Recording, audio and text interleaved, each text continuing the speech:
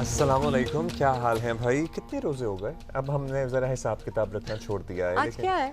आज है इतवार। Okay. और आज से इफ्तारियों का बाज़ाब्ता आगाज हुआ चाहता है। Only because we are invited to an इफ्तारी, तो चूंकि हम इनवाइट हो गए हैं तो हमने कहा है कि बाज़ाब्ता आगाज हो गया है। लेकिन पहले इतवार के बाद या पहले इतवार से सिलसिला मुझे लगता है शुरू हो जाता है। छुट्टी का दिन होता है ना, सो या हम और आप काम पे हैं, लेकिन बाकी लोग तो छुट्टी पे हैं। और बड़ी फैमिलीज हैं जो कि ऑलरेडी पहले दिन से ही, मतलब ये एक ऑलमोस्ट एक बहाना ही हो जाता है टू रिकनेक्ट, टू मीट। अगर पूरे साल में भी आप बड़ा कम मिल रहे हैं तो इफ्तारी सहरी, मतलब रमज़ान एक ऐसा वक्त होता है where you do, you know, just get together. और इसमें हम इस बात की तशरीह ऐसे भी कर सकते हैं कि आप बुला सकते हैं हमें भी।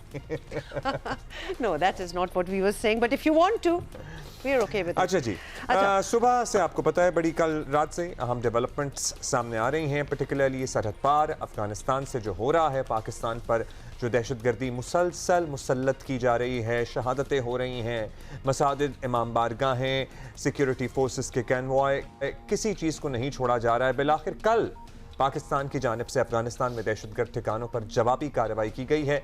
खवारिज और दहशतगर्दों के 7 कैंपों और ठिकानों को निशाना बनाया गया।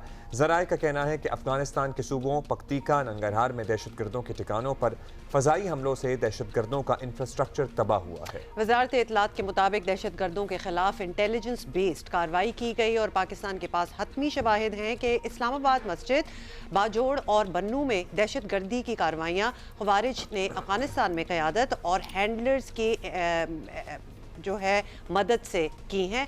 और इसके अलावा ये भी आपको बता दें कि डेरा इस्माइल खान में कार्रवाई करके मुबैना खुदकुश हमले और ख़ातून को गिरफ्तार करके दहशतगर्दी का मंसूबा नाकाम बना दिया गया। पाकिस्तान ने एक बार फिर बावर कराया है कि अफगान सरजमीन का पाकिस्तान के खिलाफ इस्तेमाल बंद किया जाए। तो नहीं बावर कराया हमने, माजी में भी पाकिस्तान की सियासी और फौजी क़यादत बारहा अफगान तालिबान रजीम को मुतअद्दिद वार्निंग्स दे चुके हैं कि अगर अफगान सरजमीन पाकिस्तान के खिलाफ लॉन्च पैड के तौर पर इस्तेमाल होती रही तो हम जवाब देने के हक में हक बजानिब होंगे।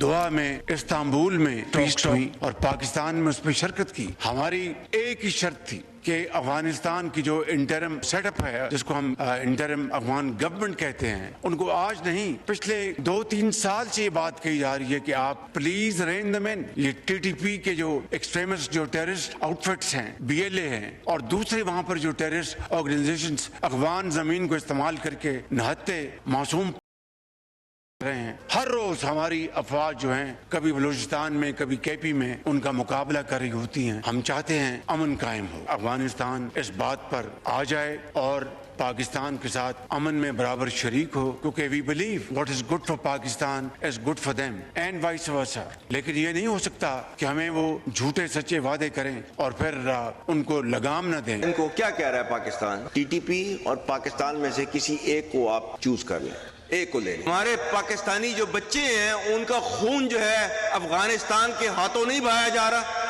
आज जो है वो टीटीपी की तश्कीलें जो आती हैं उसमें से 70% अफगानी होते हैं। ये पाकिस्तान की कुर्बानियों का सिला आपको दिया जा रहा है। अच्छा, थोड़ा सा आपको, वैसे तो हमें पता है लेकिन याद दिला दें आपको कि अफगानिस्तान वो मुल्क है जहां 40 लाख बच्चे ग़िज़ाई किल्लत का शिकार हैं। लाखों बच्चों की ज़िंदगियां जो हैं वो दाव पर लगी हैं और ये हम सिर्फ बच्चों की एक बात कर रहे हैं। और ऐसे में अपने शहरियों की फलाह बहबूद पर फोकस करने के बजाय अफगान तालिबान रजीम इंडिया की ईमा पर पाकिस्तान को गैर मुस्तहकम करने के डर पर है। लेकिन इस्लामाबाद मस्जिद, बाजोड़ और बन्नू में दहशतगर्दी की हालिया कार्रवाइयों ने यह साबित कर दिया है कि अफगान तालिबान रजीम दोहा मुआहदे पर अमल दरामद में बिल्कुल सीरियस नहीं नजर आ रही। तो ये भी चल रहा है और पाकिस्तान को डिस्टेबलाइज करने वालों के लिए पाकिस्तानी कार्रवाइयाँ वाज़े पैगाम है कि अगर आप ये समझते हैं कि हमारे घर को आग लगाकर आप महफूज रह सकेंगे तो ये आपकी भूल है और ये आप करके देख भी रहे हैं। तो क्या हो रहा है पीछे? सेनेटर तलाल चौधरी साहब हमारे साथ मौजूद हैं, मज़ीद बराए दाखिला भी हैं। बहुत शुक्रिया तलाल साहब। तलाल साहब, दहशतगर्दी के हर वाक़े में अफगानिस्तान का लिंक मिलने के बाद ये तवक्को तो थी कि पाकिस्तान को कोई ना कोई रद्द अमल देना होगा ही।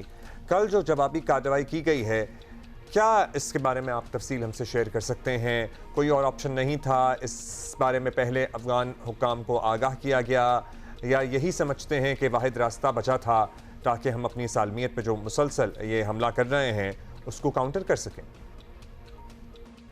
बिस्मिल्लाहिर्रहमानिर्रहीम। अस्सलाम वालेकुम जियो पाकिस्तान। देखिए, पाकिस्तान एक बड़ा ही रिस्पॉन्सिबल स्टेट है और एक ज़िम्मेदार मुल्क होने की हैसियत से उसने हमेशा कोशिश की है कि वो अपने हमसायों से बेहतर तल्लुकात रखे। लेकिन यकीनन तल्लुकात दो तरफ़ा होते हैं और अफ़गानिस्तान से दहशतगर्दी जो है वो बहुत देर से वहाँ से एक्सपोर्ट हो रही है। उसकी सरजमीन जो है वो ट्रेनिंग के लिए, हाइड आउट्स के लिए वहाँ इस्तेमाल हो रही है। रिसेंटली होने वाले ज़्यादातर वाक़यात में या तो अफ़गान दहशतगर्द खुद शामिल थे या फिर अफ़गानिस्तान से ट्रेनिंग लेकर आए हुए पाकिस्तानी थे। इस सूरत हाल में पाकिस्तान अपने लोगों के जानो माल की तहफ़्फ़ुज़ के लिए हर तरह की कार्रवाई कर रहा है और वो कार्रवाइयाँ पाकिस्तान के अंदर भी जारी हैं। 70,000 के करीब IBOs किए गए हैं जिसमें मुख्तलिफ़ किस्म के लोग गिरफ्तार हुए हैं, जिसमें बहुत सारे दहशतगर्द हलाक हुए हैं। इसी तरह ये कार्रवाई भी उसी तनाज़र में की गई है। 3 जगहों पर 3 मुख्तलिफ मकामात पर 7 जगहों पर यह कार्रवाई की गई है जिसमें अभी तक की इतलात के मुताबिक 70 के करीब दहशतगर्द, ऐसे दहशतगर्द जिन्हें जेट ब्लैक टेररिस्ट कहा जा सकता है और जिनके बारे में बहुत सारे शवाहिद मौजूद हैं, जिनमें से ज़्यादातर की नेशनैलिटी जो है वो पाकिस्तान की थी, वो मारे गए। 70 दहशतगर्दों को वासिल जहन्नुम किया गया है इस कार्रवाई में जो मुख्तलिफ मकामात पे की गई है। मतलब और फिर 70 ही और भी आ जाएंगे। इन एनी केस सेंस साहब ये भी बताएं कि अफगानिस्तान के तालिबान रजीम के साथ हम सिफारती तरीकों से भी मामलात जो हैं वो हैंडल करने की कोशिश करते रहे हैं इन द पास्ट और दीगर दोस्त ममालिक भी इसमें शामिल रहे हैं। They have also try to help us out. तो इस महाज पर हमें कोई भी इंटेंडेड रिजल्ट्स जो हम चाहते थे वो क्यों नहीं मिल सके? देखिए, इसलिए नहीं मिल सके क्योंकि अफगानिस्तान और उसकी इंटरम हुकूमत जो है वो अपना फर्ज निभाना नहीं चाहती। वो हेजिटेट करते हैं अपना फर्ज निभाने में। जो मुआहदा उन्होंने दोहा में किया, दोहा एग्रीमेंट, जिसमें उन्होंने पूरी दुनिया को ये बावर करवाया कि उनकी सरजमीन किसी के लिए भी दहशतगर्दी के खिलाफ इस्तेमाल नहीं होगी, लेकिन वो ये करने में नाकाम रहे। और सिर्फ पाकिस्तान की शिकायत नहीं है बल्कि अब तो पूरी दुनिया से मुख्तलिफ ममालिक इस बात की तस्दीक कर चुके हैं और UN भी इस बात की तस्दीक कर चुका है कि तकरीबन 2.5 दर्जन के करीब ऐसे दहशतगर्द ग्रुप्स के फुटप्रिंट्स जो हैं वो अफगानिस्तान से मिलते हैं और वो अफगानिस्तान से ऑपरेट कर रहे हैं। सफारती कोशिशों में पाकिस्तान ने जो हमारी सिविलियन क़यादत है उसने बहुत कोशिश की, मिलिट्री टू मिलिट्री बहुत सारी बातचीत हुई। फिर उसके बाद ये बातचीत जो है ये पाकिस्तान में हाईएस्ट लेवल पे होने के बाद दोस्त ममालिक के यहाँ, सऊदी अरब में, दोहा में, टर्किया में ये बातचीत, लेकिन हमेशा अफगानिस्तान अपना फ़र्ज निभाने से हेजिटेट करता रहा। और इसमें क्या हर्ज है कि वो सीधा सामने आकर कहे कि दहशतगर्दी जो है या पाकिस्तान में दहशतगर्दी करने वाले जो हैं वो मुजरम हैं और उन्हें ये इजाज़त नहीं दी जा सकेगी। और इसी तरह उनसे यही मुतालबा पाकिस्तान का रहा जिसमें वो नाकाम रहे और जिसकी वजह से पाकिस्तान को दूसरे ऑप्शंस जो थे वो एक्सरसाइज करना पड़ा। अब कहने सारे हमने तरीके आजमा के देख लिया और फिर जाहिर है फिर यहाँ तक नौबत पहुँची। अब तलाल साहब, दहशतगर्दी के जो मामलात हैं इनसे निपटने के लिए पूरी कौम, तमाम इदारों, तमाम हुकूमतों का एक पेज पर होना भी ज़रूरी है। खैबर पख्तूनख्वा में हुकूमत का स्टांस सबको पता है, उनकी जानिब से कुछ बयानात सामने आते भी रहे हैं, लेकिन अमली तौर पर ऐसी कोई रुकावट तो सुनने में नहीं आई। बयानात की हद तक ये मामला, आप समझते हैं कि खैबर पख्तूनख्वा हुकूमत भी इस सिलसिले में रियासत के साथ ही है या फिर आपको लगता है कि ठीक है अगर अंदर से साथ भी हैं लेकिन बरमला साथ होना भी ज़रूरी है ताकि कोई कन्फ्यूजन पैदा ना हो? देखिए, इसमें कोई शक नहीं है तो हम सारे पाकिस्तानी और पाकिस्तान में जितनी सियासी जमातें हैं उनका ये फ़र्ज़ है कि वो पाकिस्तान के और पाकिस्तान के शहरियों के तहफ़्फ़ुज़ के लिए एक आवाज बनकर एक नैरेटिव के साथ सामने आए। केपी के हुकूमत के साथ सियासी इख्तलाफ अपनी जगह, लेकिन रिसेंटली जो अच्छी खबर आई हैं उसमें एपेक्स कमेटी का एक मीटिंग हुई जिसमें केपीके की हुकूमत ने ये बाबर करवाया कि वो इस दहशतगर्दी की जंग में साथ खड़े हैं। फिर उसके बाद वजीर दाखिला वहाँ गए और दहशतगर्दी के बारे में मीटिंग में यही अज़म दोहराया गया। तो इसमें कोई शक नहीं है कि पाकिस्तान की हर जमात और हर पाकिस्तानी दहशतगर्दी की इस जंग में अपनी सिक्योरिटी फोर्सेस के पीछे और पाकिस्तान को महफूज बनाने के लिए एक बयानिए के साथ हम खड़े हैं। बहुत शुक्रिया सेनेटर तलाल चौधरी साहब हमसे बात कर रहे थे। अच्छा, अभी हम आपको लाइव लिए चलेंगे। एमकेएम के रहनुमा बात कर रहे हैं, एमकेएम का किसान के, देखिए क्या कह रहे हैं। तो पाकिस्तान का आर्टिकल 239 का 4 सूबे भुट्टो साहब के बनाए हुए आइन ने पाकिस्तान में मजीद सूबे बनाने का इख्तियार रखा है, इम्कान रखा है, उसका तरीका रखा है। ये कौन सी हुकूमत है आज सिंध के अंदर जिसने ये पेश किया है? अपने ही लीडर, अपने बानी जिसके नाम पे खा रहे हैं, कमा रहे हैं, अवामों में जा रहे हैं, ये उसके खिलाफ करार रेवोल्यूशन आई है। ये रेवोल्यूशन हमारे किसी मुतालबे के नहीं, पाकिस्तान के आइन, पाकिस्तान की रियासत, पाकिस्तान के वजूद और पाकिस्तान पीपुल्स पार्टी के लीडर के खिलाफ।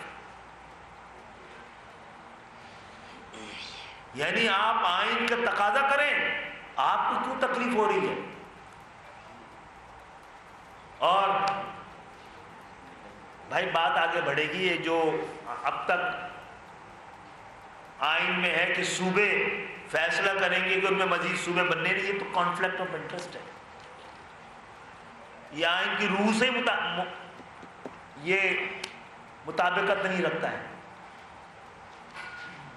तो भाई चले 248(6) पे बात करते हैं, जो ये इजाजत देता है वजीर आजम को, जो ये वजीर आजम को इजाजत देता है कि कोई गैर मामूली सूरत हाल हो।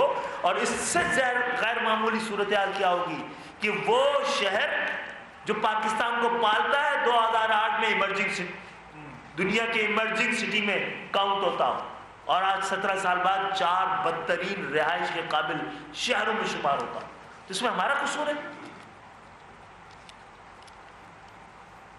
एमकेएम ने जब पाकिस्तान की रियासत को, पाकिस्तान की हुकूमत को, पाकिस्तान की जमहूरियत को हमारी शदीद तरीन जरूरत थी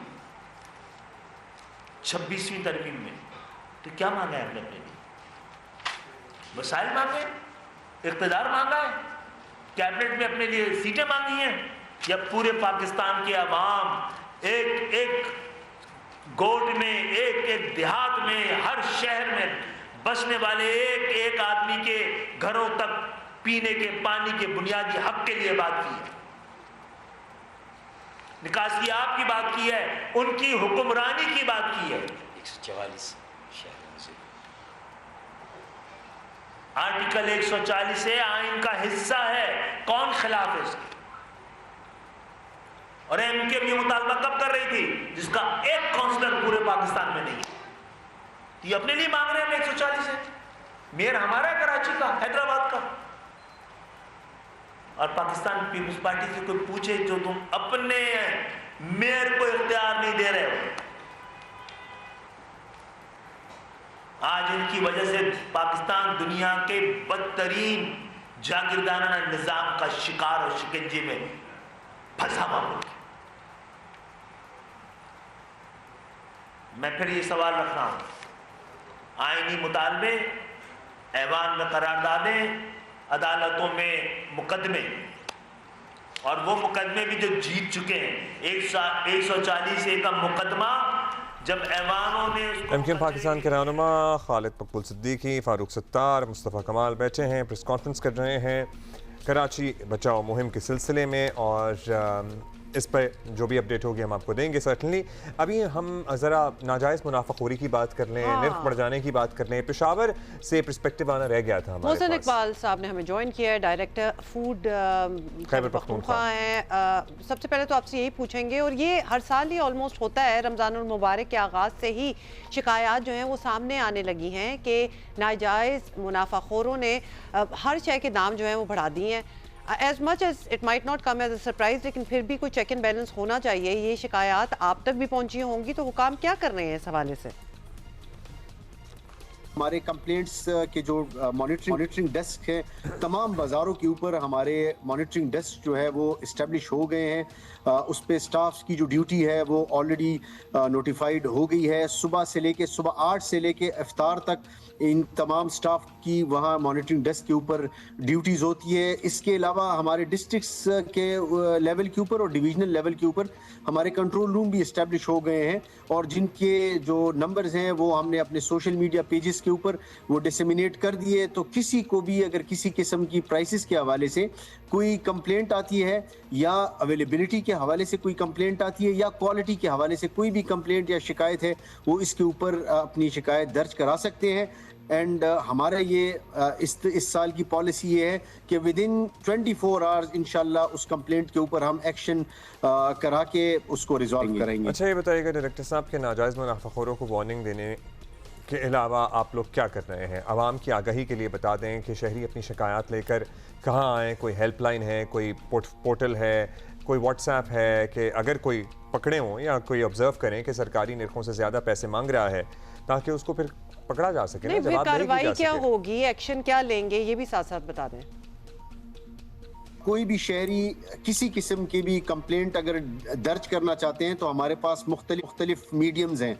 एक तो हमें डायरेक्ट कांटेक्ट कर सकते हैं उन नंबर्स के ऊपर, सेकेंडली उनके ऊपर हमारे व्हाट्सएप नंबर भी है, उस पर भी कर सकते हैं। सिटीजन पोर्टल है, उसके ऊपर कंप्लेंट दर्ज कर सकते हैं। फिर हमारे और कंप्लेंट्स है जो प्रोविंशियल लेवल पे हमारे सीएम सेक्रेटेरिएट लेवल पे मॉनिटर होते हैं। प्रोविंशियल गवर्नमेंट की बड़ी क्लियर कट पॉलिसी है इस लेवल से कि इसमें बिल्कुल कोई कॉम्प्रोमाइज़ नहीं है। फिर हमारा जो ये मॉनिटरिंग का जो सिस्टम है वो कम्प्लीटली कंप्यूटराइज है। इसका मतलब ये हुआ कि जो भी हमारे जुर्माने हैं, इंस्पेक्शंस हैं, वो हमारे आईसीटी मॉड्यूल्स के ऊपर हो रहे हैं। तो ऑटोमेटिकली उसमें एक बंदे को अगर हम पहली फुर्सत में वार्निंग देते हैं, तो जब दूसरी दफ़ा वो दोबारा से इसी तरह कोई वायलेशन रिकॉर्ड कराते हैं, वो हमारे सिस्टम के ऊपर ऑटोमेटिकली रिफ्लेक्ट होना शुरू हो जाता है। फिर हम अकॉर्डिंगली अपना सेकंड टियर, उसके ऊपर फाइन, फिर हमारा इस तरह थर्ड टियर है FIR, और फिर जो है अरेस्ट। वो इंशाल्लाह हम इस मैकेनिज्म को आगे लेके बढ़ रहे हैं इस रमज़ान। बहुत शुक्रिया मोहसिन इकबाल साहब हमसे बात करने का, डायरेक्टर फूड खैबर पख्तूनख्वा। लेकिन प्रॉब्लम ये है कि पूरा साल ही ये जो प्राइसेस है ना हमारी कंट्रोल में नहीं होती। तो कभी कभार हम ये भी वंडर करते हैं कि प्राइस कंट्रोल जो कमिटीज़ होती हैं, व्हाट डू दे डू, उनका क्या काम है? तो उस निज़ाम में भी कोई इम्प्रूवमेंट आनी चाहिए। क्वालिटी कंट्रोल, वो तो खैर वो तो एक डिस्कशन है, अलग डिस्कशन है, लेकिन उस पे भी कोई चेक एंड बैलेंस होना जरूरी है। मतलब ये सारा प्रोसेस जो है ना, ये it needs to be improved because it's not really working very well. अच्छा जी, अभी एक ब्रेक लेते हैं, वापस आएंगे थोड़ी देर में। Alright, see you. भाई इतना तो कल मैंने इफ्तारी का इंतजार नहीं किया था जितना मैंने कल मैच होने का इंतजार किया था। मैं कहने लगी थी मैच देखा था किसी? मैच तो नहीं हुआ। मैच तो नहीं हुआ। बारिश हो गई, बहुत ज्यादा बारिश हो गई, वॉश आउट हो गया, मतलब एक पॉइंट मिल गया दोनों टीमों को।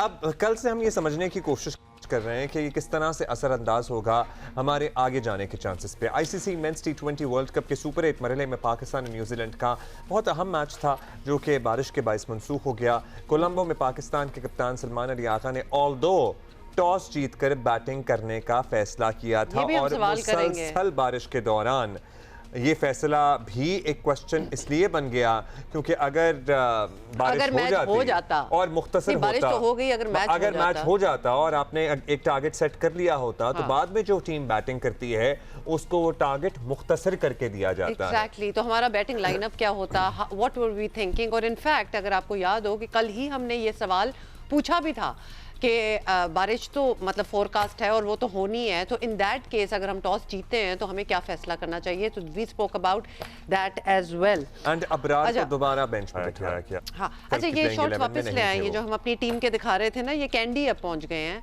और candy is another beautiful by the Beautiful way place, I've heard place so. इन श्रीलंका, मतलब सुना है कि देखने वाली है और बीचेस सुना ही हैं है, और ऑब्वियसली गए थोड़ी हैं, हम भी चले ही जाते हैं वैसे। अब्दुल्ला क्या ख्याल है? रमजान ना होता तो शायद कोई सिलसिला बना लेते। कोई तब भी नहीं होना था भाई, अच्छा? मतलब अपने आप को ना खुश करो, कुछ नहीं होना था, हमने फिर भी इधर बैठे होना था। However, the team is over there, the next matches are going to be over there, और इसके बारे में हम बात करेंगे। हमारे साथ मौजूद हैं senior sports journalist, programme score के मेजबान सैयद याह्या हुसैनी। याह्या जी कैसे हैं आप, क्या हाल है? How are you, Yahya? अच्छा। याह्या, this was expected कि बारिश हो जाएगी, एक एक पॉइंट मिल जाएगा, नो फाइट नथिंग, आगे चलो टाइप सिचुएशन जो बनी है। मेरा ख्याल है हुमा, आपको कैंडी जाने की जल्दी है, और अब्दुल्ला जो कल इन्होंने दुआएं की हैं टीम पाकिस्तान के लिए, वो दुआएं लग गई, क्योंकि जो काम हमने किए हुए थे टीम सिलेक्शन से लेकर, जो कंसर्न अब्दुल्ला ने भी शो किया है, हमारे काम ऐसे नहीं थे कि हम न्यूजीलैंड को कल हराते। मैं पहले भी ये कह चुका हूँ, अब भी ये कह रहा हूँ कि मुझे इस टीम की स्किल्स के ऊपर, इस टीम की अहलियत के ऊपर, सलाहियत के ऊपर कोई डाउट नहीं है। मुझे लगता है ये टीम वर्ल्ड कप की ट्रॉफी लिफ्ट कर सकती है, लेकिन इंतहाई अफसोस के साथ कोच माइक हैसन की प्लानिंग और जिस तरह वो लेकर टीम को चल रहे हैं समझ नहीं आ रहा। एक तरफ हमारे एक्सपर्ट हैं शुमाल में, दूसरी तरफ मगरिब में माइक हैसन है। तनकीद बराए इस्लाह होनी चाहिए, लेकिन तनकीद बराए तनकीद नहीं होनी चाहिए, मैं मानता हूं, लेकिन कोच माइक हैसन ने तो कल हद ही कर दी। देखिए, टॉस से पहले आपको अपनी टीम बनानी होती है, वो आपको पता होता है, लेकिन एक सिंपल सवाल है कि आपके नंबर 1 बैट्समैन साइम हैं, फिर फखर आपके पास साहबजादा फरहान इन फॉर्म बैट्समैन, और नंबर 3 पर आपके कप्तान है। तो आपने जब फखर को टीम में रख लिया है तो फिर बाबर को टीम में रखने की क्या जरूरत थी? क्योंकि अगर तेज खेलते तो शादाब आते, मजीद तेज खेलते तो उस्मान थे, फिर आपके वहाँ फहीम अशरफ थे, नवाज थे। तो समझ से बाहर है। जो अब्दुल्ला ने अभी थोड़ी देर पहले बात की अबरार की, अबरार के साथ तो सौतेले बच्चों जैसा सुलूक हो रहा है। परफॉर्म करेगा तब भी वो बाहर हो रहा है, परफॉर्म नहीं करेगा तब भी उसको आप नहीं खिला रहे, तो समझ से बाहर है। अच्छा, अब याया भाई पता है क्या, और ये भी इस बारे में एक तज्जिया पूरा आ गया बाबर की नई पोजीशन ढूंढने के हवाले से, या उनका नया रोल तलाश करने के हवाले से। अपना जो 2 सेंट्स हैं और अपने जो ग्रीवेंसेस हैं उनको भी वॉइस कर चुके थे। इनफैक्ट बाबर की स्ट्राइक रेट को लेके कि शुरू के 6 ओवर्स में क्या होता है, मतलब it is too slow, so he had already said it. तो उसके बावजूद इस किस्म के फैसले लेना, और वो टीम का हिस्सा भी है, समझ नहीं आती कि व्हाट ही वांट्स। या अब हम जी या देखिए उमा, बात दरअसल ये ड्यूरिंग द टूर्नामेंट अब आप इन्हीं 15 के साथ गए हैं, लेकिन जो बेहतर है वो खेलेगा, जो बेहतर नहीं है वो नहीं खेलेगा। आपने ट्राई कर लिया ना बाबर को, बाबर को बिठाइए, आप बाबर को बैठाइए। मैं ये नहीं कह रहा कि आप खिलाड़ियों पर तनकीद करें, टीम क्यों सिलेक्ट हो गई थी, अब ये पुरानी बातें हो गई हैं। अब आपको सूरत हाल के मुताबिक टीम को मुंतखब करना है। इस टीम में उस्मान तारिक के साथ अबरार का ही सिलेक्शन बनता है, लेकिन वो जो प्यार, वो मोहब्बत शादाब खान के साथ दिखाई दे रही है। एक तरफ पूरा पाकिस्तान है और एक तरफ माइक हैसन है, तो भाई ये पाकिस्तान की टीम है, चंद मखसूस खिलाड़ियों की टीम नहीं है। इंतहाई माजरत के साथ, और मुझे ये कहना पड़ रहा है, play for Pakistan, don't play with Pakistan. हाँ, पता है समझ इसलिए नहीं आ रही थी क्योंकि कल तो हम लिटरली ऐसा लग रहा था जब हमने प्लेइंग 11 सुनी कि उसमें नसीम शाह भी नहीं थे, उसमें अबरार भी नहीं थे, बाबर हमें तो उनका नंबर 4 भी समझ में नहीं आ रहा, लेकिन उस पर भी तज्जिया किया जा रहा है। बारिश भी हो रही है, फिर हमने टॉस जीत कर बैटिंग का फैसला भी कर लिया। सो ये हम सारे गलत हैं या फिर माइक हैसन फिर सही सोच रहे होंगे क्योंकि वो वहाँ बैठे हैं, और बाकी हम हो गए, आप हो गए, हमारे एक्स क्रिकेटर्स हो गए, क्रिकेट पंडित हो गए, क्रिकेट तज्जियाकार हो गए, एक्सपर्ट्स हो गए, स्पोर्ट्स एनालिस्ट हो गए, everybody is questioning the same things. मतलब कोई भी फैसला फिर तो सही नहीं हो रहा ना, तो क्या हो रहा है फिर वहाँ? देखिए, अभी जो आप लोग बात कर रहे थे, कल अगर मैच हो जाता, जिस तरह अब्दुल्ला जो है एंशियसली वेट कर रहे थे मैच होने का, अगर फर्ज करें कि कल बारिश की वजह से ओवर रिड्यूस होते, 12 ओवर का मैच हो जाता, मजीद कम हो जाते तो 5 ओवर का मैच हो जाता, तो एक बॉलर को 1 ओवर डालने की इजाजत थी। तो आप मुझे बताइए, क्या स्पिनर ओवर डालते? आपके पास 1.5 फास्ट बॉलर था, एक फास्ट बॉलर सलमान मिर्जा की शक्ल में और दूसरे फास्ट बॉलर जिनको मैं आधा फास्ट बॉलर कह रहा हूँ फहीम अशरफ की शक्ल में, जिनसे आप बॉलिंग कराते हैं और कभी आपको लगता है कि नहीं सिर्फ फील्डिंग कराने के लिए उसको टीम में रख लो। तो फिर आप मुझे बताइए, आप कहाँ स्टैंड करते? न्यूजीलैंड की टीम 3 फास्ट बॉलर से खेल रही है। आप एक दिन पहले कह रहे हैं कि जी बाबर आजम को इसलिए नहीं भेजा कि बाबर आजम का स्ट्राइक रेट कम है। तो आप मुझे बताइए, 12 ओवर की बैटिंग में बाबर आजम की बैटिंग आती, 5 ओवर के मैच में बाबर आजम की बैटिंग आती, तो इतनी जिद लगाने की, इतनी, मेरा मतलब है, एक तरफ पूरा पाकिस्तान खड़ा हुआ है, माइक हैसन साहब आई डोंट नो, पता नहीं किस सोच के अंदर है। अच्छा, ये जो बात हो रही है कि जी बाबर का एक नया रोल तलाश करने की कोशिश की जा रही है, शुरू के स्ट्राइक रेट में वो फिट नहीं होते 6 ओवरों में, फिर बीच में अगर शुरू वाले बल्लेबाज आउट हो जाएं तो उन जैसे किसी समझदार बल्लेबाज की ज़रूरत है जो ज़रा संभल के ठहर के खेल सके।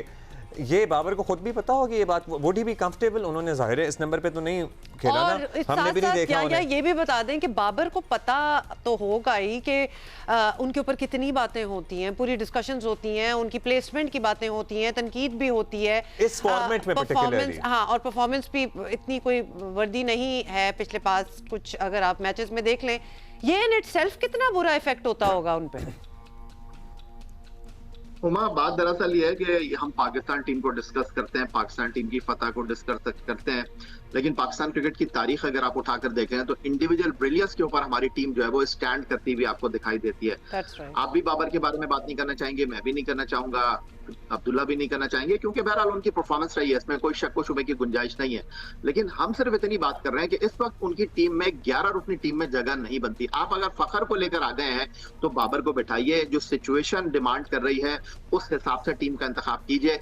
कैसे अबरार इस टीम से बाहर बैठ सकते हैं? आईसीसी T20 रैंकिंग का नंबर 2 बॉलर, अगर आप उसको प्लेइंग 11 में नहीं रख रहे तो मेरा ख्याल है कि पाकिस्तान में फिर किसी को क्रिकेट का पता ही नहीं है जितना माइक हेसन को क्रिकेट का पता है। समझ में नहीं आ रही थी। अच्छा, अभी जो मैच हो रहा है इंग्लैंड श्रीलंका का, अब देखते हैं क्या सूरत हाल बनती है, लेकिन कल अगर मैच हो जाता, चलें अगर जीत जाते हैं, हम ये तवक्को करते हैं, तो जाहिर है वो तो हमें 2 पॉइंट्स मिल ही जाते, लेकिन कल का मैच ना होना हमारे आगे जाने के सफर को किस तरह अफेक्ट कर रहा है पॉइंट्स टेबल पे पर्टिकुलरली?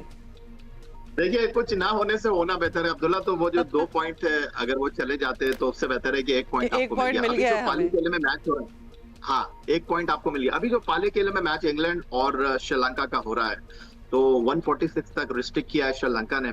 हमारा अगला मैच इंग्लैंड के साथ इसी मैदान पे है, तो अगर आप अपने अगले मैच में श्रीलंका के आज अगर श्रीलंका की टीम जीती है और आप इंग्लैंड को हरा देते हैं तो फिर इस ग्रुप से सेमीफाइनल में जाने के लिए पाकिस्तान, श्रीलंका और न्यूजीलैंड में मुकाबला रह जाएगा। और अगर उधर दूसरी तरफ न्यूजीलैंड ने अपने अगले मैच में श्रीलंका को पकड़ लिया तो फिर आपके लिए बल्ले ही बल्ले है। तो बहरहाल सोचने में कोई हर्ज नहीं है, लेकिन सिचुएशन इसी तरह की है। सिचुएशन इस तरह की है। चलिए अब लेट्स सी क्या होता है। लेकिन हम इंडिविजुअल ब्रिलियंस की बात कर रहे थे, बाबर आजम जैसा बल्लेबाज पाकिस्तानी क्रिकेट ने कम ही देखा है। मतलब जो टैलेंट उनके पास था है स्लैश वो ज़ाहिर एक्सेप्शनल था, लेकिन इतना लंबा अरसे तक परफॉर्म ना कर पाना भी एक one of the x cricketers ये बता रहे थे कि ये फॉर्म आउट होना नहीं होता, there is something else wrong with it, it's very very demoralising. और उसके बाद वो अपनी खोई हुई पोजीशन पे वापस आना, इट्स अ हार्ट ब्रेक। कि फॉर्म आपकी होती है ना चली जाती है तो वो आ जाती है 1-2 सीरीजों के बाद। खासतौर पे अभी याहिया भी ये बात कर रहे थे और अब्दुल्ला आपने भी ये जिक्र किया, मतलब to be at the top of your game and then to lose it, I mean to be loved by everybody, और खासतौर पे इंडिविजुअल अचीवमेंट अगर उनकी देखी जाए तो he still at the top, मतलब वो अभी भी वही है, मतलब आईसीसी के top awards, yes, top everything, तो we can actually understand what's going on with him. It's sad. अभी एक ब्रेक लेते हैं, वापस आते हैं। अच्छा जी, ये ट्रेजेडी है, अब किसको ब्लेम किया जाए। कराची में 3 दिनों में गैस लीकेज के बायस दूसरा धमाका हुआ है और इस दफ़ा भी जानी और माली नुकसान रिपोर्ट हुआ है। पाइपलाइन और सिलेंडर दोनों तरह की गैस इस्तेमाल करने वालों को सख्त एहतियात करना बहुत ज़रूरी है भाई। और ख़ासतौर पे जब आप सुन रहे हैं कि ऑन अ रेगुलर बेसिस कुछ ना कुछ हो रहा है तो बहुत ही ज़्यादा केयरफुल हो जाना चाहिए इंसान को। खुद जुमेरात को आपको याद दिला दें, पहली सहरी थी और उस वक्त सोल्जर बाज़ार के इलाके में धमाका हुआ था और उसके बाद एक 3 मंजिला इमारत जो थी वो गिर गई थी। 15 से 16 लोग जो हैं वो जाँ बहक हुए थे उसमें। और वहाँ भी कुछ ऐसी वजूहात सामने आई थी कि लाइनों में गैस आ जाने के बाद किसी ने बंद नहीं किया चूल्हा बेसिकली, और जैसे ही फिर स्विच ऑन किया या फिर माचिस जलाई तो धमाका हो गया, पूरा घर गैस का बम बन गया था ना बेसिकली।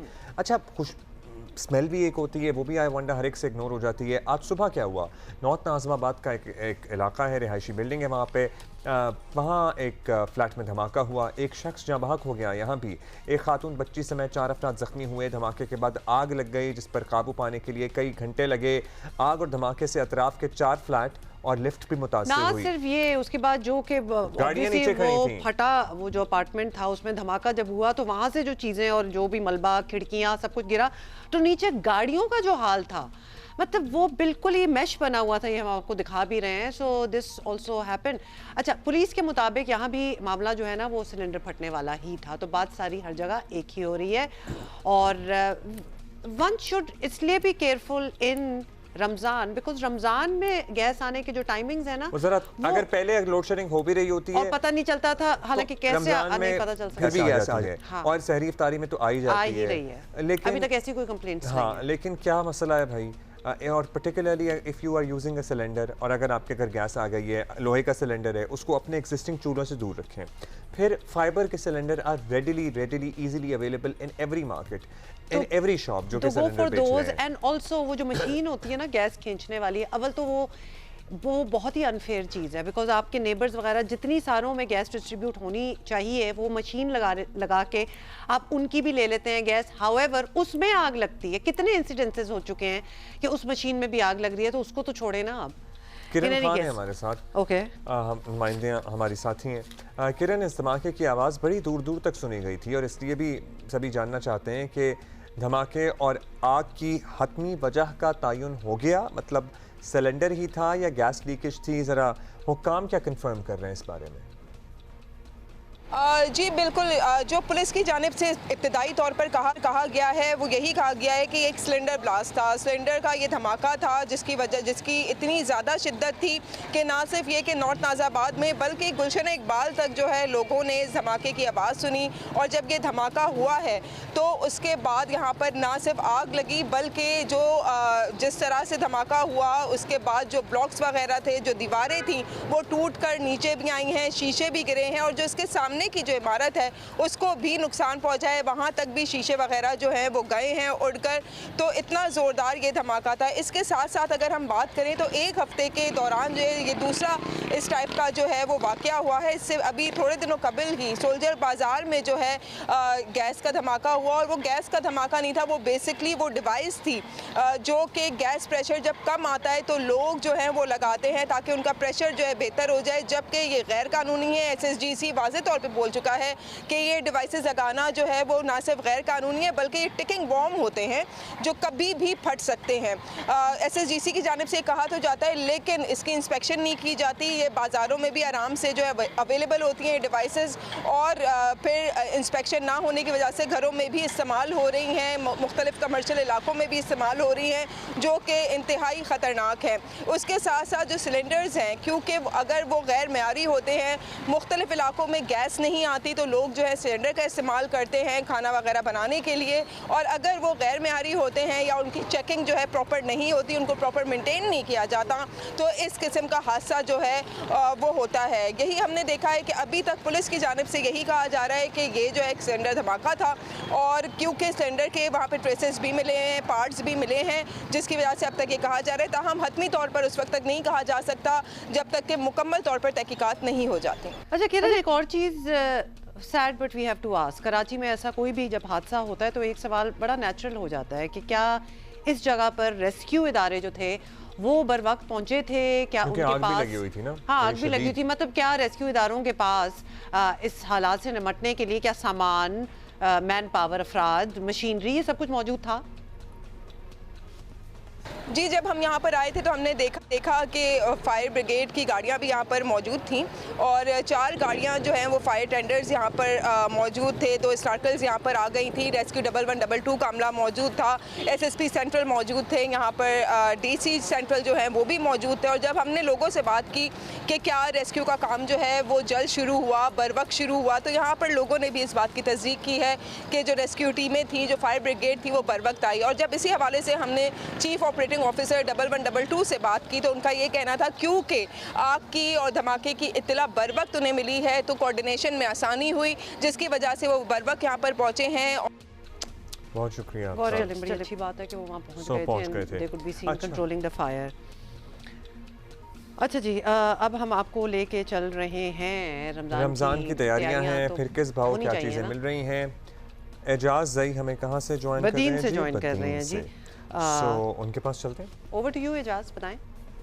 देखिए, रमज़ान मुबारक का पहला अशरा जारी है और इस रमज़ान में रोज़ादारों की कोशिश की अपने अफ्तार दस्तरखान में मीठे फलों को लाजमी तौर पर हिस्सा बनाएं।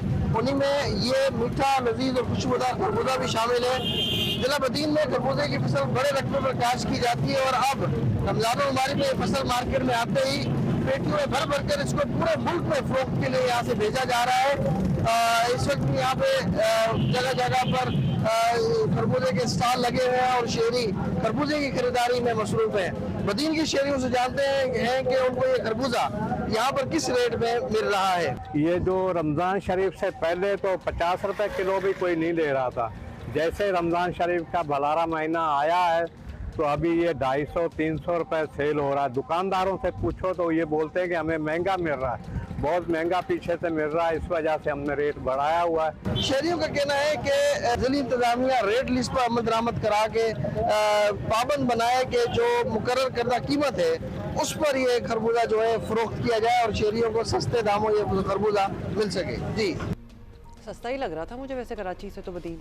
चलो चल के हम जरा फल फ्रूट वहाँ से लेते हैं फिर वापस आ जाएंगे। ईसारुल हक हमारे साथ मौजूद हैं अब और हंगू से हमें अपडेट कर रहे हैं भाई। जी बिल्कुल, ज़िला हंगू में भी लोग अफ्तारी के लिए तैयारियों में मसरूफ़ रहते हैं। ज़िला हंगू के अवाम अक्सर यहाँ पर पाई छोले, कचालू की चटनी और इसके साथ अफ्तारी के बाद के लिए जलेबी को ज़्यादा तरजीह देते हैं और इसको पसंद करते हैं। शहरियों का कहना है कि एक तरफ फलों और गोश्त की कीमत बहुत ज़्यादा है, इसलिए शहरी यहाँ पर निकलकर अफ्तारी के लिए देसी चीज़ों को ज़्यादा तरजीह दे रहे हैं और इसको अफ्तारी की दस्तरखान की ज़ीनत बनाते हैं। जी वैसे कभी जाना चाहिए ना इन इलाकों में भी, मज़ा मतलब आपको एक्सपीरियंस होना ज़रूरी है।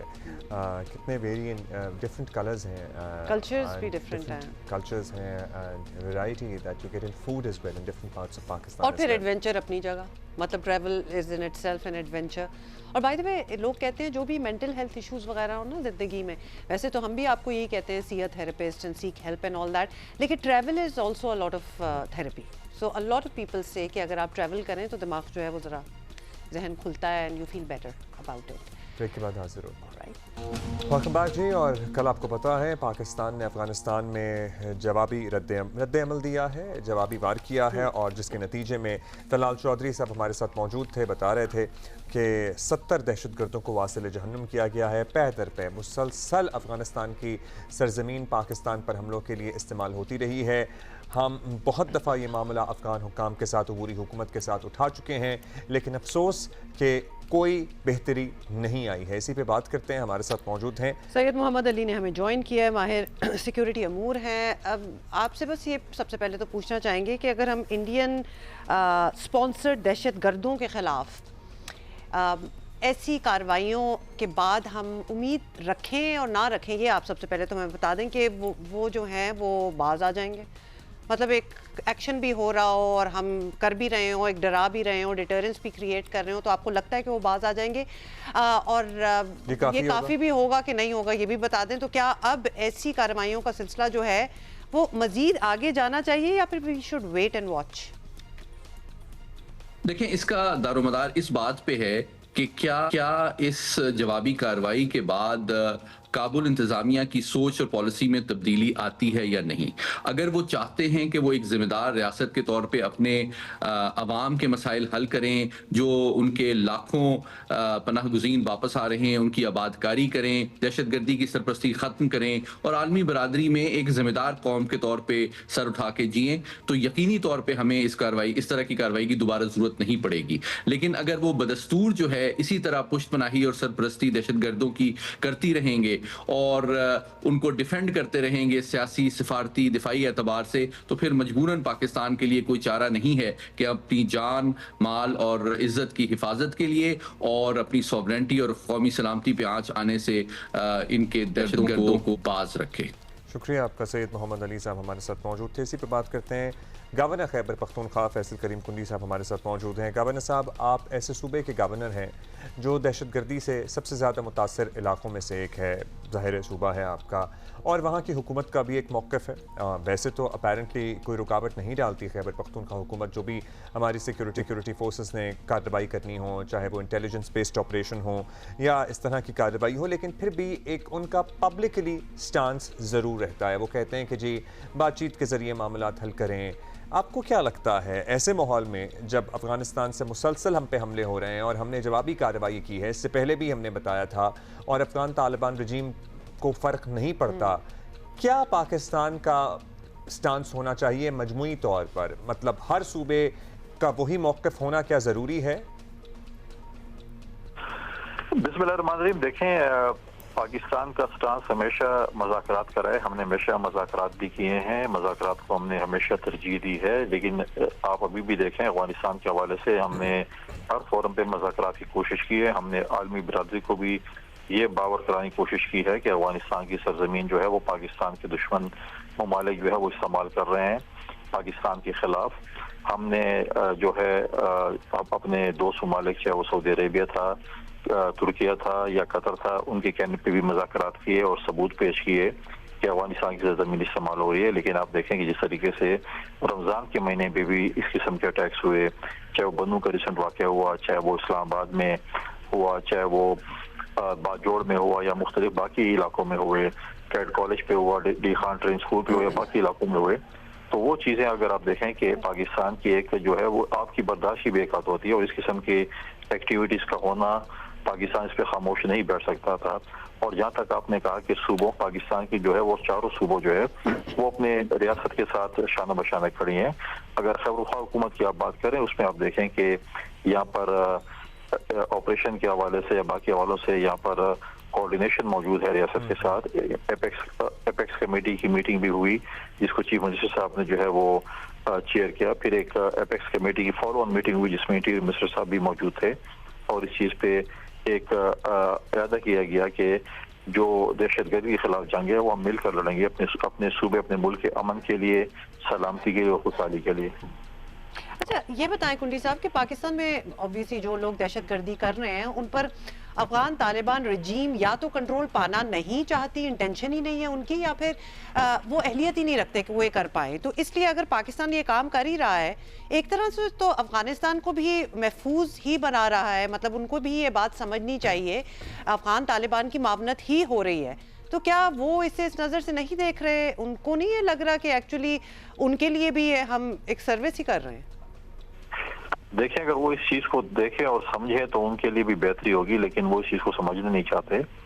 और मैं समझता हूँ कि वो उनके साथ गालिबन मिले हुए हैं, क्योंकि ये चीज होना जो हमने बार बार उनको बताया कि आप ये इस पे एक्शन लें, और उनकी जो खामोशी है वो बहुत बड़ा सवाल निशान थी। उनकी खामोशी जो है सब कुछ थी कि वो उनके साथ शायद मिले हुए हैं, क्योंकि अगर आप एक्शन नहीं ले रहे, उनको आप कुछ नहीं कह रहे। 2 मुआहदा हुआ था, आज आलमी बरादरी को 2 मुआहदे की भी जो है वो पासदारी जो है वो कराने के लिए जो है उसके उनके ऊपर प्रेशर डालना पड़ेगा कि आपने 2 में मुआहदा किया, उसके ऊपर भी जो है वो इम्प्लीमेंट होना जी बहुत जरूरी है। लेकिन वो भी जो है वो भी इम्प्लीमेंट नहीं हो रहा, और बार बार यहाँ से जो है पाकिस्तान के खिलाफ ये चीजें हो रही हैं।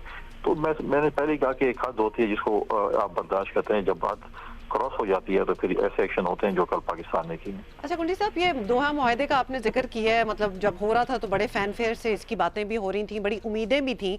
कोई ऐसे क्लॉजेस भी ऐसे मुआहदों में होते हैं कि अगर इसको ऑनर ना किया जाए तो क्या होगा? देखिए, उसमें अगर क्लॉजेस हैं या नहीं है, वहाँ पर जो है जो 2 मुआहदे में जो हमारे आलमी बिरादरी या हमारे जो ममालिक मौजूद थे, जो गारंटर्स थे, उनको इसके ऊपर एक्शन लेना पड़ेगा। वो गारंटर्स से उनको ये बात उनको बतानी पड़ेगी कि वी वर दी गारंटर्स, हमने ये मुआहदे किए हैं, तो आपको इस चीज़ की पासदारी करनी पड़ेगी। वरना फिर जो है वो आलमी बिरादरी को पाकिस्तान के साथ खड़ा होना पड़ेगा। और जब भी आलमी बिरादरी पर जब भी मुश्किल होता है, पाकिस्तान ने भी उनको सपोर्ट किया है। अभी भी मैं समझता हूँ कि इस हवाले से, पाकिस्तान और अफगानिस्तान के हवाले से आलमी बिरादरी को जो है वो, आपको लगता है कि पाकिस्तान को अपना केस लेकर जाना चाहिए, तुर्की के पास जाए, UAE के पास जाए, कतर के पास जाए, इन सब ममालिक के सामने अपना केस प्रेजेंट करे और इन्हें बताए कि ये जो रजीम इस वक्त वहाँ बरसर इख्तिदार हैं उनसे तो मामलात कंट्रोल हो नहीं रहे हैं। सो क्या हल है? क्या रजीम चेंज इसका हल है या और कोई तरीका हो सकता है? देखें, ये पाकिस्तान ने मुख्तलिफ फोरम्स पे पहले भी और ममालिक भी कहा है, और ये आप देखें कि इंटरनेशनल फोरम से भी ये बात मानी गई है कि अफगानिस्तान में जो इस वक्त TTP मौजूद है या अलकायदा मौजूद है और यहाँ वहाँ पर दहशतगर्द मौजूद है जो एक्टिविटीज करते रहते हैं, पाकिस्तान के खिलाफ भी करते रहते हैं और उनकी सरजमीन इस्तेमाल हो रही है। इंटरनेशनल फोरम से माना गया है।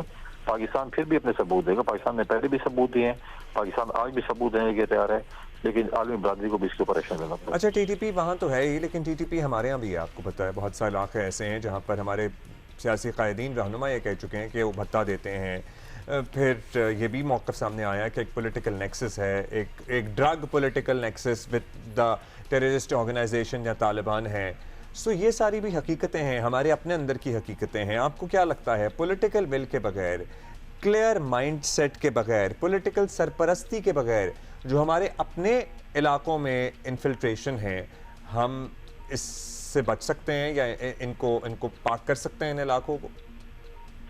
देखिए, बिल्कुल हम कर सकते हैं और इसमें पॉलिटिकल विल बिल्कुल मौजूद है। और ये जो TTP की बात हो रही है, ये वो वाली TTP मेजॉरिटी TTP वहाँ पर जो मौजूद है अफगानिस्तान में, वही लोग हैं जो पाकिस्तान से जो है बॉर्डर क्रॉस करके गए हैं। वहाँ पर उन्होंने जो है वो वहाँ पर एक जॉइंट वेंचर कहें या अफगान जो है लोगों को साथ मुलविस करके, जिसमें हम हमेशा कहते हैं कि जब भी पाकिस्तान में कोई वाक़या होता है उसमें अफगान शहरी मुलविस होते हैं, अफगान जो है वो नेशनल मौजूद होते हैं।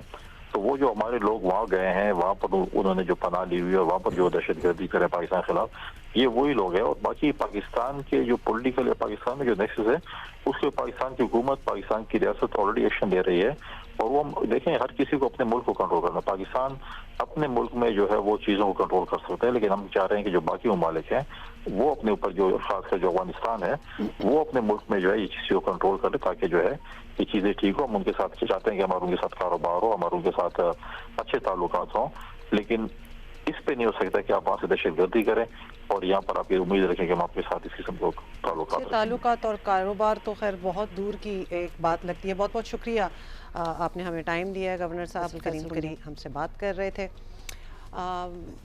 ये है सूरत हाल और अभी हम आगे बढ़ेंगे, आपको बताएंगे कि हाँ, आपको बताएं कि पंजाब और सिंध पुलिस के कच्चे में ऑपरेशन जारी हैं और सिंध के इंतहाई मतलूब डाकू की गिरफ्तारी और जो अगवा हुए थे लोग, उनकी बाजियाबी बता रही है कि ऐसी कामयाबियाँ मिल रही हैं जो वाकई फ़र्क पैदा करेंगी।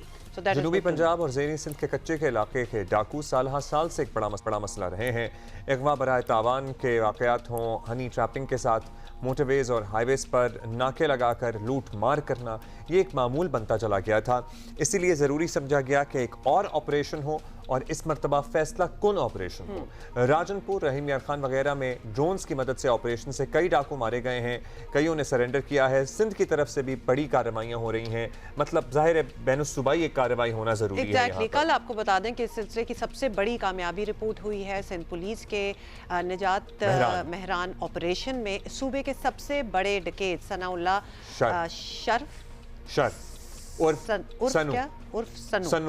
सन्नूशर, बड़े मुश्किल नाम है, खैर 13 इनके साथ 13 डाकू और भी उन्होंने हथियार डाल दिए हैं और ये लोग पुलिस एहलकारों को शहीद करने और अगवा बराए तावान समेत 100 से ज़्यादा संगीन मुकदमात में मतलूब ऑलरेडी थे। दे वर ऑलरेडी वांटेड। कोटकी में सनाशर के ठिकाने से एक मकवी भी बाजियाब कराया गया है जिसको अगवा किया हुआ था और एक वीडियो में सनाशर ने सरेंडर की तस्दीक खुद की है। ये देखिए। शहर ॻाल्हायां पियो, मां सिलेंडर थी चुको आहियां, सभिनि दोस्तनि भाइरनि खे रिक्वेस्ट कंदुमि तॾोहनि जी दुनिया छॾियो, जेको आहे अचो, हर शइ जी तव्हांखे माफ़ थी वेंदी। जेको गुनाह कयो अथव उन्हनि जी पंहिंजी माफ़ी मञो, स्टेट खे मञो, अची स्टेट खे अची माफ़ी वठो स्टेट खां। भाउ असां गुनाहनि खां तौबा कई आहे, मां बि गुनाहनि खां तौबा कई आहे। अल्लाह करे कि अपनी तौबा इनकी परमानेंट ही हो। सैकड़ों मुकदमात में नामजद सनाशर जैसे डाकू जो अरसा दराज से अनटचेबल थे, इन पर हाथ डाला जाना, इनके हथियार डालना यकीनी तौर पर ऐसी पेशरफ्त है जो इस मसले के मुस्तकिल हल और इस इलाके की खुशहाली के लिए भी एक संगे मील साबित हो सकती है। ऐसी भी बात करते हैं। नासिर आफ्ताब साहब है हमारे साथ, DIG सखर रीजन। और शुक्रिया नासिर साहब। नासिर साहब, सबसे पहले तो ये बताइए, सनाशर का हथियार डालना, ये समझाइए, पर्सपेक्टिव दीजिए, कितनी बड़ी कामयाबी है कच्चे की सफाई के लिए या कच्चे में ऑपरेशन की कामयाबी के लिए? जी इसको मैं बैकबोन का दर्जा दूंगा जो कच्चे के अंदर है, क्योंकि कच्चे में भी कच्चा बहुत बड़ा है, लेकिन कच्चे में जो सबसे प्रॉब्लमेटिक एरिया है वो हमारा ट्राई बॉर्डर एरिया है।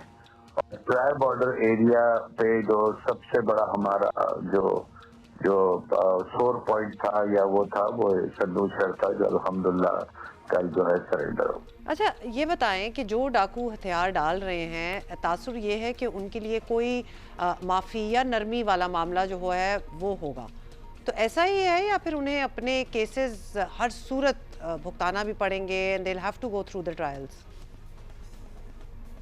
देखिए जी, हमने फैसिलिटेशन की बात की है, हमने कहा है कि कोई एक्सेस नहीं होगा, कोई ज्यादती किसी के साथ नहीं होगी, और यही सबसे बड़ी नरमी है। जहाँ तक उनके अपने केसेस हैं, जिनके बाकी इश्यूज है, वो कोर्ट ऑफ लॉ में जो हमारा लीगल प्रोसीजर है, they have to go through it.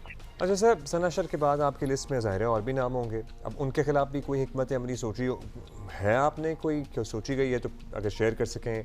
क्या घेरा तंग ऑलरेडी हो चुका है? क्या सरेंडर करने वालों की तादाद आने वाले दिनों में बढ़ सकती है, या कोई फैसला कौन कार्रवाई होगी, किस हद तक जाएंगे? देखिए जी, बड़ा क्लियर ऑप्शन है उनके पास, सारों को हम already we are in touch with all of them, और सबको हमने सरेंडर की ऑप्शन दी है, और जो सरेंडर पे आएगा तो इंशाल्लाह जो है उसके साथ कोई ज्यादती नहीं होगी, लेकिन जो सरेंडर नहीं करेगा तो फिर जो है जो भी हमारे पास बाकी रिसोर्सेज अवेलेबल है, और ये हम आखिरी उस वक्त तक ये लड़ाई जारी रहेगी जब तक आखिरी डिकेड जो है सरेंडर नहीं करता। अच्छा ये भी बताएं नासिर साहब कि ये कच्चे के इलाके के डाकुओं का जो मसला है ये कोई नया नहीं है, ये हमेशा से ही रहा है, तो इससे पहले भी बहुत से ऑपरेशंस हुए। हम समझना चाह रहे हैं कि क्या वजह है कि इस बार जो कामयाबियां मिल रही हैं वो पहले कभी देखी नहीं गई, तो क्या मुख्तलिफ हुआ है इस बार? देखिए, एक तो तमाम जितने भी स्टेट के इदारे हम सारे एक पेज पे हैं, जो बड़ा रेयर फिनोमेना है इस पर्टिकुलर एरिया के अंदर, और सब यूनिफाइड होके काम कर रहे हैं। कंप्लीट हमें रिसोर्स स्ट्रक्चर गवर्नमेंट ने प्रोवाइड किया है, सरेंडर पॉलिसी गवर्नमेंट ने जो है वो किया, तो इट्स अ होल थिंग। इसको आप किसी इंडिविजुअल से, और प्लस ये पहली दफा हो रहा है कि इवन पंजाब भी हमारे साथ एसोसिएट रहा, पहली दफा ऐसा हो रहा है कि 6 अजला इकट्ठा एक ही टाइम पे काम कर रहे हैं, तो इसकी प्रेजेंस नहीं मिलती। इस तरह गवर्नमेंट ने हमें हर लेवल पे इंकरेज किया और रिसोर्सेज और टूल्स भी फराहम किए, जिससे हमारे काम में आसानी पैदा हुई। तो अब लेकिन ये सारे ऑपरेशन सिर्फ जो इसका इफेक्ट है वो उस वक्त परमानेंस इसमें आएगी जब इसके साथ साथ सोशो इकोनॉमिक डेवलपमेंट इस एरिया की होगी। डेवलपमेंट होना भी इसके साथ सर्टनली बहुत शुक्रिया आपका। डीआईजी सखर रेंज हमारे साथ थे। गुड कि ये सारे ऑपरेशंस हो रहे हैं and hopefully things will stay this way. Sustainability होनी चाहिए हर चीज में। हम ब्रेक लें। सनाशर तो है, उसका निकनेम था सन्नू। अभी आपको बताएंगे कि इजराइल में तैनात अमरीकी सफ़ीर का मुतनाज़ बयान सामने आया, जिस पर इस्लामी दुनिया में शदीद रद्द-ए-अमल सामने आ रहा है, जिसमें उन्होंने इशारा दिया था कि इसराइल को मशरक़ वस्ता के एक वसी इलाके पर हक़ मिल्कियत हासिल है। हाल ही में अमरीकी सफ़ीर ने जो साबिक पादरी और इसराइल के पुरजोश हामी हैं, पॉडकास्ट में गुफ्तगू एक्चुअली कर रहे थे और उनका नाम कार्लसन है। कार्लसन ने माइक काबी से इंजील के आयात के मफहूम पर सवाल किया, जिसकी बाज़ औक़ात ये तशरीह की जाती है कि इसराइल को मिस्र के दरियाए नील से लेकर शाम और इराक में दरियाए फुरात तक की ज़मीन पर हक़ हासिल है। जवाब में माइक काबी ने कहा कि अगर इसराइल सारा इलाका ले ले तो भी ठीक होगा। इस बयान के जवाब में 1 दर्जन से ज़ायद अरब और इस्लामी ममालिक 3 बड़ी इलाकाई तंजीमों के साथ एक मुश्तरका बयान जारी करते हुए अमरीकी सफारतकार के तबसरों को ख़तरनाक और इश्तियाल अंगेज़ करार दिया, जो कि है भी। सऊदी अरब की पोजीशन देखिए ना कितनी सेंसिटिव है, मतलब आप किस पोस्ट पे बैठे हुए किस किस्म की बातें आप कर रहे हैं, तो यही सारी बात है। सऊदी अरब की वजारत ख़ारजा की जानिब से जारी किए गए बयान पर मुत्तहिदा अरब इमारात, Egypt, Jordan, Indonesia, Pakistan, Turkey, सऊदी अरब, कतर, कुवैत, ओमान, बहरीन, लबनान, शाम, मतलब आप यू नेम इट, और रियासत फ़लस्तीन के अलावा OIC खलीज ताउन काउंसिल के दस्तखत भी मौजूद हैं। मतलब हर किसी ने एतराज़ किया, जो कि करना भी चाहिए था, एतराज़ वाली बात भी है। इसके अलावा भी अरब रियासतों ने अलहदा मजम्मती बयान जारी किए हैं। इस पर जो रद्द-ए-अमल आ रहा है वो एक तरफ ज़्यादा तशवीशनाक बात यह है कि माइक काबी अमरीकी हुकूमत के नुमाइंदे हैं और उनका ये बयान कहीं अमरीकी पॉलिसी की अक्कासी तो नहीं करता। ये सवाल ज़रूर लोगों के जहन में है। अगर ऐसा नहीं है तो सदर ट्रंप को सामने आकर इसकी वजाहत करनी चाहिए या अमरीकी वजारत खारजा को इसकी वजाहत करनी चाहिए कि उनका गजा अमन प्लान का मंसूबा एक्चुअली है क्या। मतलब उनका अपना सफ़ीर बैठा हुआ है इजराइल में, अगर ये बातें कर रहा है तो वो तो ऑलरेडी उनकी मतलब साइड पे ही है ना, उसको क्या लेना देना। एजाज चौधरी हमारे साथ सीनियर सफारतकार हैं। ज़ाहिर है सफारतकारों को इस तरह की बातें करना उनके लिए क्या नॉर्मल है, क्या यूजुअल है, ये पर्सपेक्टिव लेते हैं। शुक्रिया आज़ाद साहब। आज़ाद साहब, इसराइल में अमरीकी सफ़ीर का ये कहना कि इसराइल को तो पूरे मशरक़ वस्ती पर कब्ज़े का हक़ हासिल है। ज़ाहिर है वो उसे मजहबी रवायात और आयात से जोड़ रहे हैं। ये कोई छोटी बात नहीं है। अब मुसलमान ममालिक का सख्त रद्द-ए-अमल आना ये काफ़ी था या क्या मज़ीद सख्त अल्फाज में मजम्मती बयानात होने चाहिए थे? क्या होना चाहिए और जो हो गया इज़ दैट इनफ या और भी कुछ होना चाहिए? यहाँ से बात आगे बढ़नी चाहिए। रद्द-ए-अमल आ रहा है, दुनिया सब में आ रहा है, क्योंकि तासुर ये उभर रहा है कि अमेरिका जो है वो ज़ायनिज़्म जो है उसकी लपेट में आ गया है। और आपने बर्नी सैंडर्स को भी सुना और भी बहुत सारों को सुना, सब ये कह रहे हैं कि ये अमेरिका जो है ज़ायनिज़्म में और इज़राइल में फ़र्क करे, यानी जुडाइज़्म में और ज़ायनिज़्म में फ़र्क करे, क्योंकि जो यहूदियों का जो मज़हब है उस हवाले से तो बहुत सारी दुनिया में यहूदी बसते हैं, लेकिन ये जो ज़ायनिस्ट हैं ये एक ग्रेटर इज़राइल की बात करते हैं। ये दरिया फ़रात से लेकर दरिया नील तक की एक रियासत बनाना चाहते हैं। उससे पहले सदर जो इनके वज़ीर आज़म थे नेतन्याहू साहब ने भी अपने बहुत ज़्यादा नक्शे बक्शे दिखाए दुनिया को। तो ये एक लिहाज से हकबी साहब ने जो सफ़ीर हैं इन्होंने वो बात कर दी है जो यकीनन इसराइल के अंदर उनकी जो अंदरूनी खाना बात होती है बिल्कुल वही बात है। वो एक ग्रेटर इजराइल बनाना चाहते हैं और अब कम से कम सारे मुसलमान मुल्कों को कोई शक नहीं रहना चाहिए कि अमेरिका भी उस अज़्म में उनके साथ है। ताहम अब क्या कर सकते हैं? एक तो मजम्मती बयान दिया जो बहुत मैं समझता हूँ अच्छा किया। दूसरा ये कि बोर्ड ऑफ पीस में भी बैठ के इसके ऊपर मजीद अब बात की जाएगी कि ये वजाहत की जाए और इस सफ़ीर को या रोका जाए या इससे वापस लिया जाए। इसने कहाँ से ये बात निकाल ली है? एब्सोल्युटली, मतलब कहाँ से ये बात निकाल ली है? अब ये बताएं कि ये जो सफ़ीर हैं ये अमरीकी हुकूमत के नुमाइंदे हैं, मुलाजिम हैं, उनके मौक़िफ़ को ज़ाती राय करार देना ये नहीं हो सकता, ये बड़ा मुश्किल है। अब सदर ट्रंप को इस बयान से फ़ासला इख्तियार करना है अगर तो ये ज़बानी कलामी तो नहीं हो सकता। ऑब्वियसली सफ़ीर के ख़िलाफ़ कोई एक्शन भी लेना चाहिए उनको। मतलब आपको लगता है ये सब कुछ होगा? बिल्कुल लेना चाहिए। ये उन हुकूमत के नुमाइंदे हैं और इन्होंने बड़ा गैर जिम्मेदाराना बयान दिया है, पूरे खित्ते में आग लगाने के मुतरादिफ है, क्योंकि वो तमाम मुल्कों की अपनी सॉवरेनिटी है, अपनी टेरिटोरियल इंटेग्रिटी है। आप उन सारों के ऊपर कब्जे की बात कर रहे हैं और यहूदी बालादस्ती की बात कर रहे हैं, ये तो बिल्कुल काबिल कबूल नहीं है। मेरे ख्याल में इस पर यकीनन आवाज़ उठाई जाएगी और दबाव बढ़ाया जाएगा। जिस तरह मैंने कहा कि इसमें कोशिश ये होनी चाहिए कि या ये सफ़ीर साहब खुद अपना कोई वज़ाहती बयान बदलें या बताएं या फिर इनको वापस बुलाया जाए। और ये इस मामले में मेरे ख्याल में दबाव पूरा डालना चाहिए, दबाव बरकरार चाहिए, मज़ीद डालना चाहिए। सर 3 दिन पहले तक जो एक उम्मीद से थी कि ट्रंप वाले गजा अमन बोर्ड के तहत कुछ ना कुछ बेहतर होगा, इस ताज़ा बयान और इस पर रद्द अमल के बाद क्या फिर भी हम उम्मीद रखें कि इस पीस प्लान से कोई बेहतरी आएगी? देखिए, तवक्कुआत क्या थी हमारी? तवक्को ये थी कि सीज़ फायर हो जाए ताकि जो जंग जिसने 2 साल में 72,000 जानों को निगल लिया उसको रोका जा सके। बदकिस्मती से सीज़ फायर के बाद भी अब 3-4 महीने हो गए, सीज़ फायर के बाद भी कोई 600 के करीब फ़लस्तीनी जो है गज़ा में शहीद कर दिए गए हैं। तो ये सबसे ज़्यादा अहम बात थी बोर्ड ऑफ पीस में बैठकर करने की। लेकिन किसी को ये गलतफहमी नहीं है कि ये बोर्ड ऑफ पीस जो है ये सदर ट्रंप की शख्सियत के इर्द गिर्द घूमता है। ये अक़वाम मुत्तहिदा का या किसी और बैनुल-अक़वामी तंजीम का निमल बदल नहीं है, क्योंकि सदर ट्रंप का ही ये आइडिया है और उनके साथ ही शायद ये चला जाए, ये ट्रांजैक्शनल एक है जिससे कोई बहुत ज़्यादा गहरी तवक्कुआत नहीं है, सिर्फ जंग रोकने की हद तक तवक्को थी और ये कि कोई ह्यूमैनिटेरियन असिस्टेंस वहाँ पे पहुँच जाए। साथ ही साथ मुसलमान मुल्कों ने ये भी वाजे किया था कि जनाब वहाँ पे कोई फ़लस्तीनी रियासत के लिए कोई एक रोड मैप होना चाहिए। मेरे ख्याल में ये मकासद थे इसके, और इनके ऊपर डटे रहना चाहिए जब तक ये ना हो। वैसे अभी किसी को कोई गलतफहमी नहीं होनी चाहिए कि इसराइल के असल मकासद क्या हैं। वो एक ग्रेटर इसराइल की तरफ जाना चाहता है, ये बड़े अरसे से इस पे बात भी हो रही थी। अब अमेरिका के सफीर के बयान के बाद तो और भी वाज़ेह हो गया है कि अमेरिका भी उनके साथ है तकरीबन इस मामले में। अमेरिका भी साथ है इस मामले में, which is very concerning। और जो कदामत पसंद ईसाई हैं, और ज़ाहिर यहूदियों का तो ये है एक पर्टिकुलर, जो कदामत पसंद ईसाई हैं उनका भी यही मौक़िफ़ है। लेकिन ये अमेरिका की तरफ से थोड़ा सा फिर मिसलीडिंग हो जाएगा ना कि आप पूरी दुनिया को एक और बात समझा रहे हैं, वेरेज असल में आप इसराइल के साथ ये ग्रेटर इसराइल की बातें कर रहे हैं या फिर उस डायरेक्शन में जा रहे हैं जो कि नज़र आ रहा है। It's pretty obvious to the world. Break के बाद हाजिर होते हैं।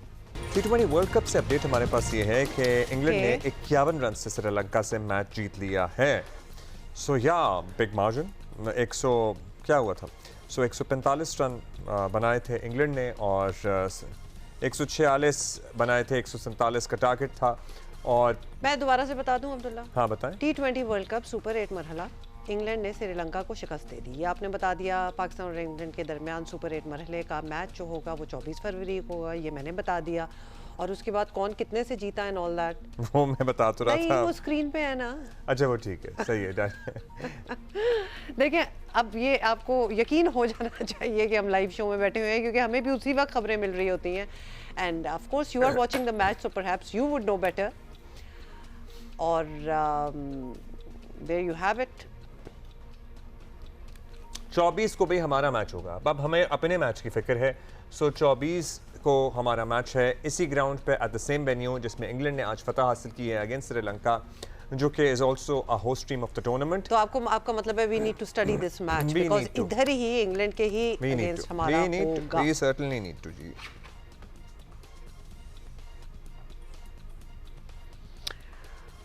अच्छा जी, और आप लोगों के भी मैसेजेस हमें बाय द वे आना स्टार्ट हो गए हैं। डेफिनेटली बहुत बड़ा मैच है, we totally agree with you when you say that, और इसी ग्राउंड पे होगा, ये भी हमने आपको बता दिया। तो ये सारी चीजें जो है ना, श्रीलंका की पूरी टीम 95 रन बनाकर आउट हो गई, पूरी टीम, और सिर्फ 95 बना सकी।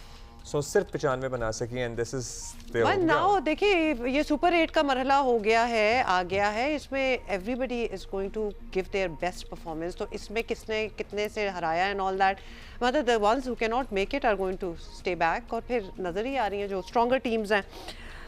विल जैक्स ने 3 विकेटें हासिल की और लेट्स सी कि क्या होता है। अच्छा जी, ओके, नहीं, टाइम बिल्कुल नहीं है। That's it for today. और बाकी ट्रिब्यूट कल दे देंगे ना, इसमें क्या है, कल भी तो आ ही रहे हैं हम। See you tomorrow. Have a great day.